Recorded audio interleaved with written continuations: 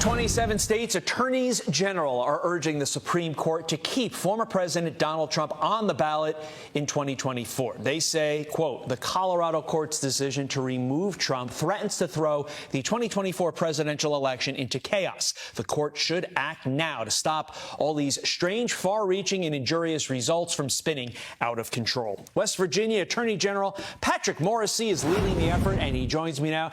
AG Morrisey, great to see you as always. Can you even begin to describe the chaos that would ensue if Donald Trump is kept off not just 50 ballots, but just one ballot?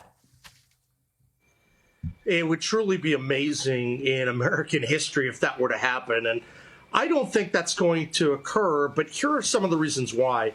First, courts are generally instructed to stay out of the middle, to not interfere with American political affairs. That's actually been a hallmark of how Supreme Court has reviewed cases for a very long time. And I think in this case, the court is going to take a very close look at the insurrection clause, and I'm very hopeful they're going to conclude that this is something that needs to have clear pronouncement from Congress, because if you don't, you would have that chaos across the country.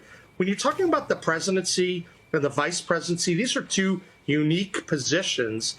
And I would argue that that's something that you'd have to get better direction from Congress in terms of the standards that are going to be in place before you take the extreme step of removing people's political decision-making from the process and kicking someone off the ballot.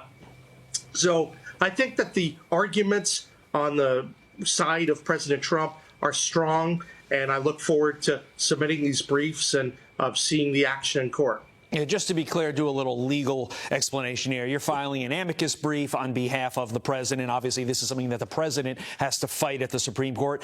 You provide what's called a friend of the court brief to assist the court in getting more arguments, helping with its reasoning. With that as the backdrop, it seems to me that anything short of a 9-0 decision where you have the Democrat-leaning justices and the conservative-leaning justices coming together needs to happen in this case. Otherwise, democracy, as the Democrats love to always rail about, could actually be in jeopardy. Do you agree? Well, look, I think that the cases before the court, we always have to have great respect for the court's decision-making, but we have urged the court to be clear and be swift about this, because you're starting to see across the country, there are a number of states. You saw it in Colorado, you're seeing it in Maine, and there'll be other states that will likely join. They want to take the matters into their own hands. So I think the timing is exactly right. We're about a week from the Iowa caucus. And so you don't want to be dealing with this issue deeper into the year. Already we're dealing with the situation where the oral argument is going to be sometime in February. That starts to get deeper into the electoral process. It needs to be resolved. Otherwise, I think you are going to see chaos.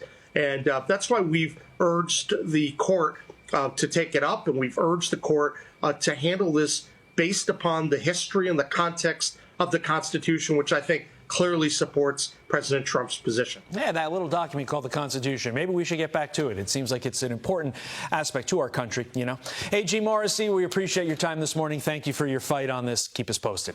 I'm Steve Doocy. I'm Brian Kilmeade. And I'm Ainsley Earhart. And click here to subscribe to the Fox News YouTube page to catch our hottest interviews and most compelling analysis.